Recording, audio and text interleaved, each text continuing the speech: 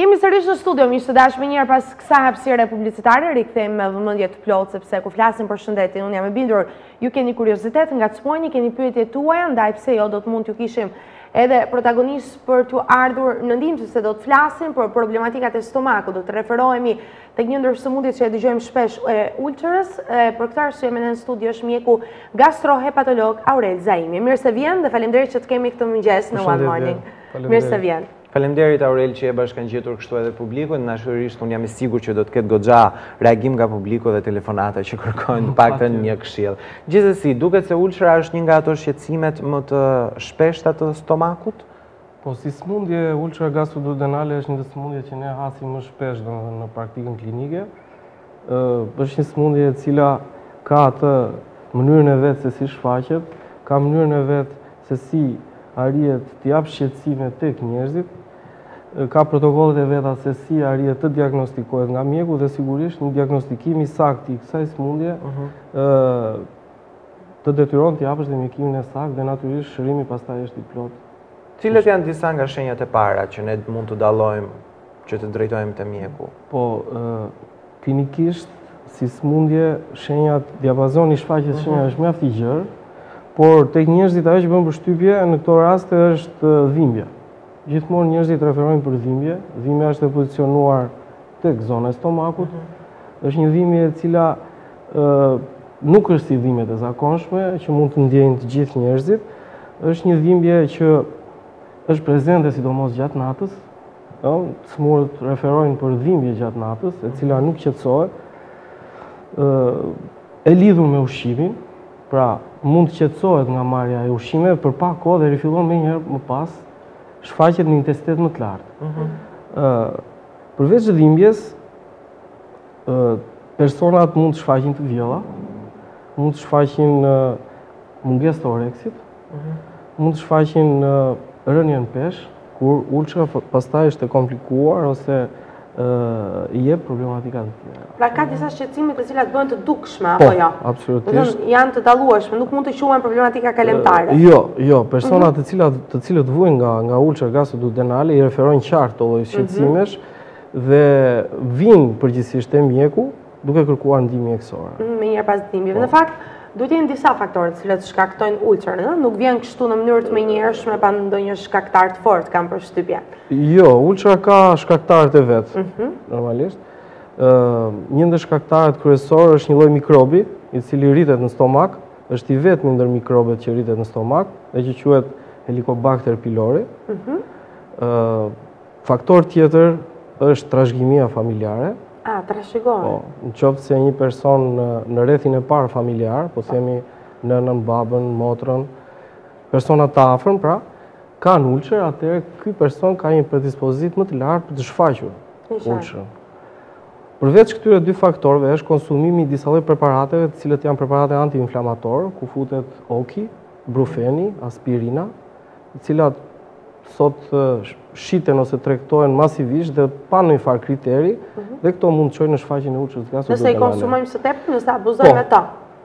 Absolutisht. Shpesh ndodh për çfarë do lloj problemi të konsumojmë këto ilazhet e shpejta. Po, është në rastin kur ato konsumohen pa kriter dhe në sasi tepër të shtuar. Përveç këtyre dy faktorë të tjerë, të cilët janë akuzohen sot si shkaktar, një ndër faktorët që shkaktojnë ulcer, është konsumimi i cigares dhe diçka më pak alkooli. Dhe pak a shumë këto janë si faktorë të cilët predispozojnë për të shfaqur një ulcer. Në fakt, po të shohim ne dhe flasim për ulcerën, çfarë është ulcera, sëmundja e ulcerës? Sepse ka aludime të ndryshme edhe në gjuhë popullore, thuhet jo dalja e një ulcere në stomak e të tjera, por me që juve jeni këtu dhe natyrisht një specialist e di akoma më mirë këtë gjë. Ulcera si koncept, ulcera është plagë. Konceptin më të thjeshtë, do të thënë ulcera është një plagë. Sikurse plagët që dalin në pjesët e dukshme, dorë, këmbë etj, ulcera është një plagë e cila shfaqet në murin e brendshëm të stomakut.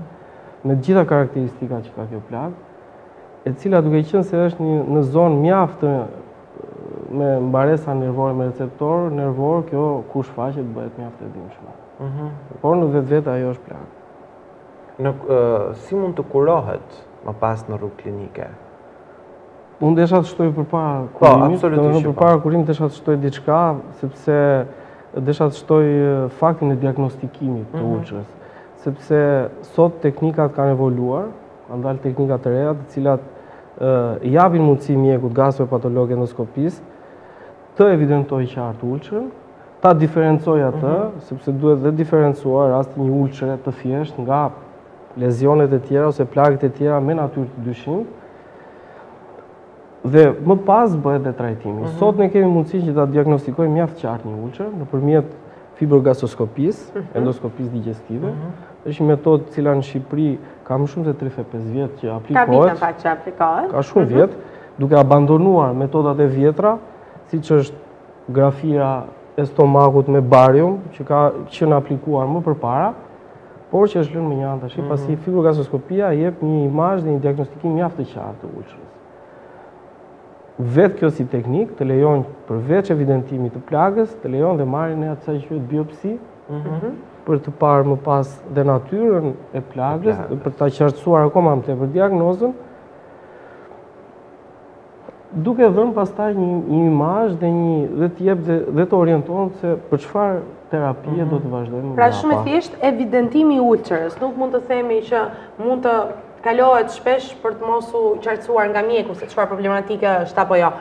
Absolutisht, sot fibrogastoskopia jep një diagnostikim 100% të ulçrës gastroduodenale. Është metoda e vetme më e sakta që aplikohet në gjithë botën, edhe tek ne, për diagnostikimin për fat të mirë. Sepse ulçra është sikurse shumë problematika të tjera, një nga ato sëmundje që duhet kapur në kohë, nëse anashkalohet, neglizhohet dhe kur flasim për plagë të cilat janë brenda organizmit tonë jo të dukshme dhe të kurueshme, kërkojnë që të fillojnë mjekimin në mënyrë të menjëhershme apo jo doktor? Patjetër, domethënë një ulçër e pamjekuar mund të shkaktojë komplikacione nga më të ndryshme. Pikërisht. Ato të cilat janë më të rëndësishme për ne është hemorragjia. Një ulçër mund të japë hemorragji.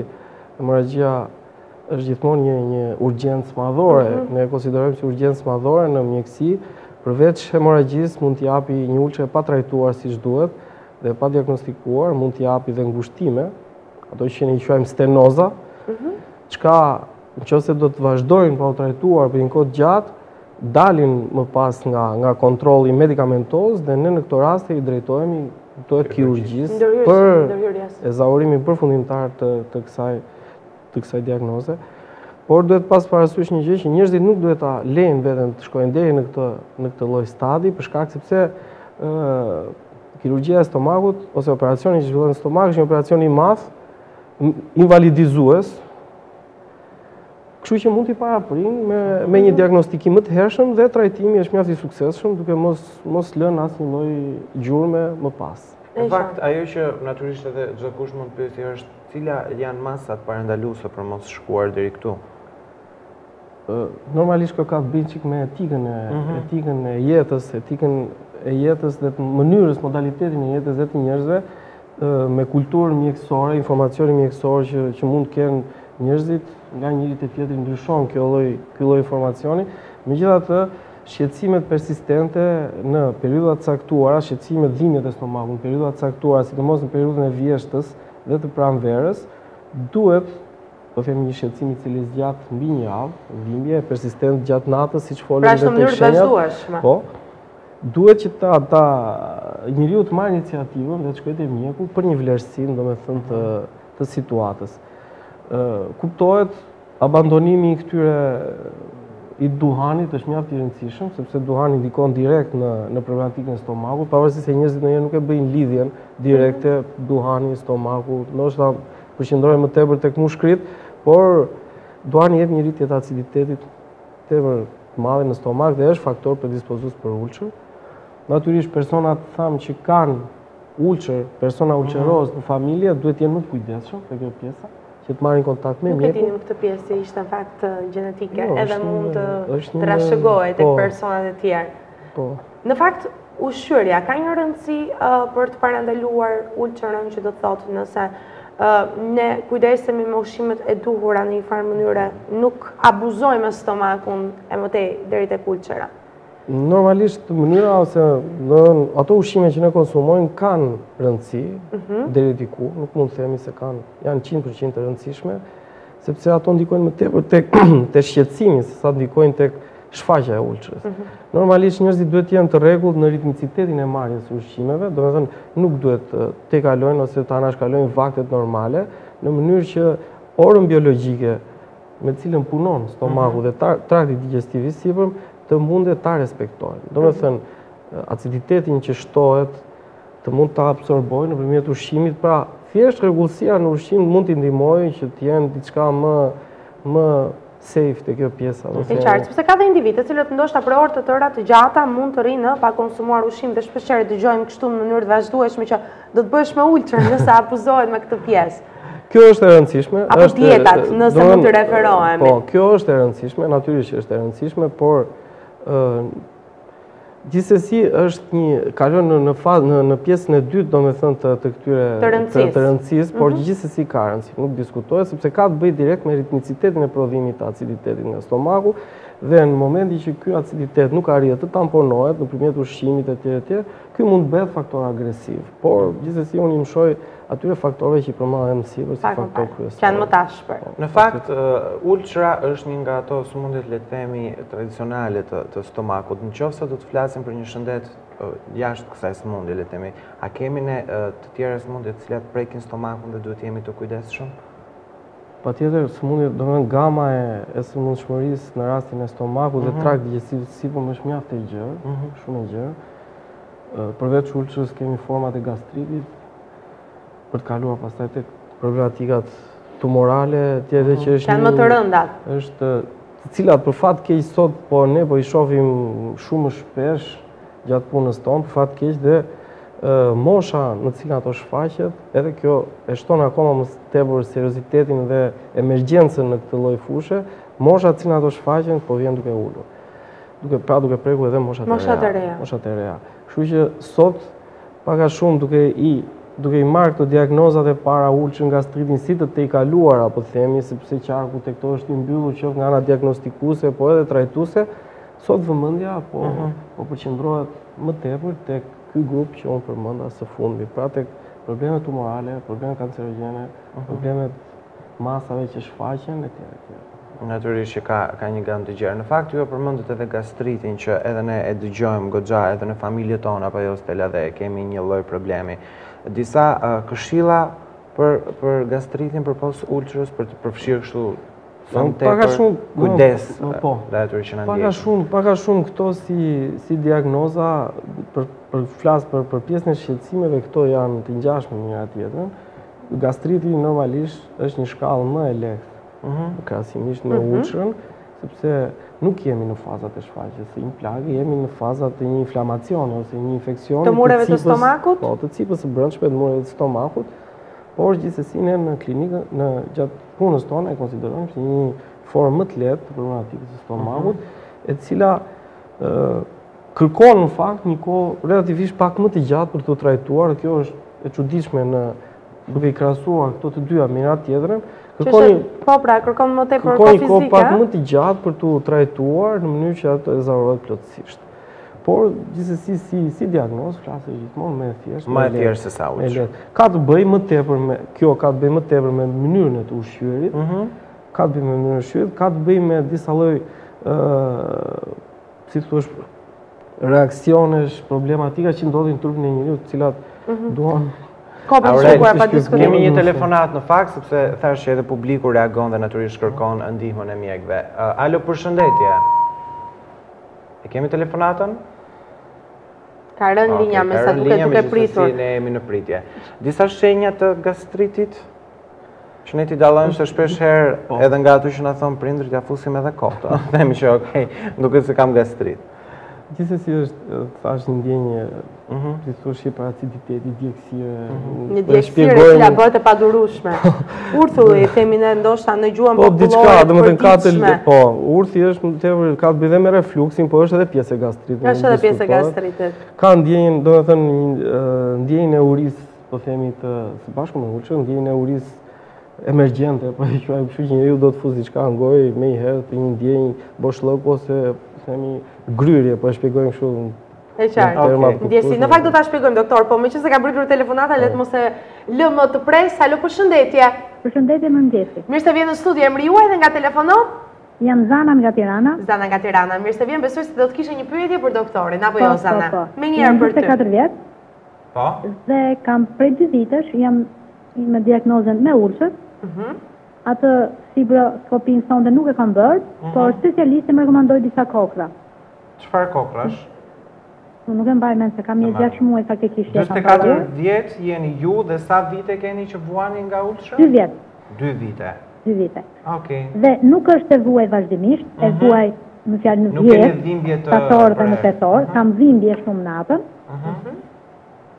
Dhe tani në këtë muaj mars, prill, më ka filluar prapë, por sidomos kafen dhe ëmbëlsirët nuk i duroj dot fare. Sapo ti konsumon ato ke probleme pastaj. Absolutisht. Për sa kohë jeni kuruar? Domethënë që nga momenti që keni konstatuar se keni ulçër. Për një muaj me dhaja, për një muaj. Vetëm një muaj. Një muaj po. Më pas nuk keni shkuar ju më tek mjeku apo nuk u pa arsyeshme që të merrni medikament? Faktikisht në qoftë se do të keni dhimbje, fjalë do të vini. Mirë, po unë ato dhimbjet mu lagu dhe më rikthyem prapë në shtator. Doktor, ka ndonjë pyetje për Zanën para se të largohet të japë përgjigje? Desha ta qartësoj, nuk dëgjova që nuk e ka kryer ekzaminimin, nuk ka kryer atë sondën që ne e quajmë. Okej, do të japim. Do të dëgjojmë një herë. Doktore, faleminderit shumë Zana. 44 vjet, 2 vite që vuan. Një muaj kurim. Do të thënë, vetë fakti që kjo nuk është diagnostikuar me fibrogasoskopi, më bën të dyshoj domethënë tek pjesa e diagnozës. Si është konstatuar ulçera ndryshe? Ka një tjetër mënyrë? Është një mënyrë e cila thash, e përmenda në fillim, është abandonuar, që është me radiografi, pra është një lloj lëndë, pijet nga goja, sulfat bariumi, një lëngu bardh, dhe merren imazhet nga ana radiologjike, por kjo si metodik është e abandonuar, të paktën në botë, kjo ka rreth 20 vjet, 25 vjet që nuk përdoret më si metodë diagnostikuese, sepse norma e falsitetit, qoftë për pozitivitet, qoftë për negativitet, është mjaft e lartë, kështu që u pa nevojshme të abandonohet kjo dhe dalin teknika të tjera. Kështu që ulçra, nëse ti vëmë emrin ulçër, diagnostikohet vetëm me atë metodë që unë e përmenda dhe thash fibrogasoskopin. Nëse zonja nuk e ka kryer këtë ekzaminim, këtu ka paqartësi për sa i përket diagnozës dhe detyrimisht nëse është paqartësi në diagnozë, natyrisht dhe mjekimi pastaj ka qenë. Nuk mendoj se është. Se pas një muaj kurim i kanë ikur dhimbjet, që do të thotë mund të jetë ja rikthyer pas disa kohësh. Mund të jetë ulçër, domethënë të paktën nga këto shenja, kështu si përfaqësore. Absolutisht që mund të jetë dhe ulçër. Mund të jetë dhe ulçër. Nëse të rikthehen dhimbjet. Po, nëse ne marrim të mirëqen faktin që ka qenë ulçër, vetë trajtimi si kohë është mjaft i shkurtër, sepse ne trajtimin e kemi në rastin e ulçërave kemi me 3 faza mjekimi, të cilat ndjekin njëra tjetrën. Faza e parë, pra nëse marrim diagnostikim për ulçër, faza e parë është trajtimi terapisë intensive i themi ne me 3 deri në 4 medikamente ku përfshihen edhe 2 antibiotik.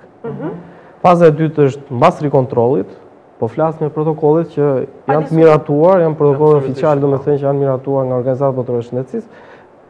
Mbas trajtimit fazës parë ne bëjmë një rivlerësim të situatës për të parë mbylljen e plagës dhe japim terapinë ndërmjetme, e cila zgjat 6 deri në 8 javë. Mbas 6 deri në 8 javësh, mbas 6 deri në 8 javësh, ne kontaktojmë përsëri me pacientin dhe japim pastaj terapinë mbajtëse, e cila nuk duhet të jetë më pak se 3 muaj. Për ta mbajtur konstante, pra dhe në fakt kemi një tjetër telefonat që kërkon ndihmën e doktorit. Alo, përshëndetje. Përshëndetje. Nga na telefononi zonjë? Nga Tirana. Okej, shqetësimi juaj? Desha me i thënë doktorit që unë para 20 vjetë jam bërë me preparacion në Doden. Para një 5-6 vjetë nuk kam pas dhimbje, siklete, gjëra, kështu, vetëm pak usë. Para 4-5 vjetë bërë atë fibroskopin. Ajo nuk më nxori asnjë gjë. Po? Tashti problemi im është që sa haj për shembull ndonjë ushqim kryesisht të ëmbla, ose në sartir ose kështu, më krijohet si ufë. Të kuptoj. Edhe nuk ka se si thoni fjalë, kam blerë dhe sa ilaçe që nuk më kalon fort. Të kuptoj. Desha di që A ka një lloj ushqimi për të hëngër ose për ta ashtu për ta ul ata për një gjë? Ideja që ti konsumosh ushqime dhe të mos kesh probleme, është ideja. Okej. Jo, dhe me mund ka pasru motra ca ilaçe, kalcium, karbohidrate, ku diun, janë qërë si me fruta nga Anglia, sa puqa një gjysëm, ose edhe një qerek, për njerë ma ulte atë uthin. Po këtu s'po gjej nga ato ilaçe. Okej, ja, mjeku besoj do të ketë një këshill për ju. Në këtë rast, ç'mund të themi? Me sa dëgjova zonja është ka bërë perforacion. Perforacioni është në komplikacionet madhore të ulçës. Mund ta shpjegoj në terma kështu popullor se për ta kuptuar më thjesht publiku, patjetër që po. Perforacioni është çarja ose plasja e ulçës që quhet. Kur arrin ulçra që të gryej të gjithë atë trasinë e murit të stomakut, dëmton dhe cipën e jashtme dhe atëherë bëhet një çarje ose një komunikim midis stomakut dhe pjesës së brendshme të barkut dhe ne kemi urgjencë madhore këtë. E kuptoj. Para 40 vitesh e kishte bërë këtë ndërhyrje. Para 40 vitesh, por gjithsesi këta persona që bëjnë komplikacione të tilla duhen mbajtur gjithmonë në kujdes sepse janë persona me risk për të përsëritur her pas here këtë lloj patologjie. Shqetësimi që zonja ka aktualisht, së pari mund ta lidhi me hiperaciditetin, pra është një prodhim i shtuar i acidit në si reagim ndaj disa ushqimeve të veçanta dhe kryesisht të ëmblave, ka shumë të drejtë zonja që thotë konsumoj edhe gjëra të ëmbla, thotë unë kam një hiperaciditet.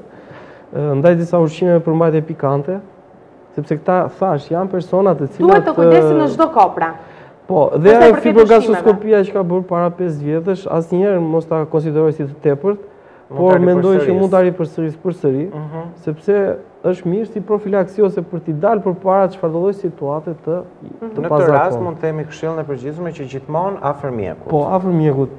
Për medikamentet që ka marrë, sot në botë qarkullojnë shumë medikamente, shumë prodhime nga ato që ne i quajmë antacid, të ngjashme me, po themi, si krahasim me sodën e bukës, po themi, të ngjashme me këtë, ka një ndikim sepse ulin aciditetin, qoftë dhe deri te medikamentet e fjalës fundit, të cilat janë më të avancuara duke ulur prodhimin e aciditetit. Kështu që për një shpjegim me mjekun me mjekun që të mos gabojmë kjo është. Unë të falenderoj shumë për gjitha këshillat që na dhe ne në studio një herë, edhe ne të dy mësuam, por edhe publikut që natyrisht ka nevojë për ndihmën tuaj. Edhe punë të mbar. Faleminderit shumë. Shpresoj të ketë shërbyer në formë në një ndërgjegjësimi për publikun apo jo, e gjithë kjo bisedë. Absolutisht që po, besoj. Shkojmë në publicitet, dashur miq, deri rikthehemi për fleshin informativ.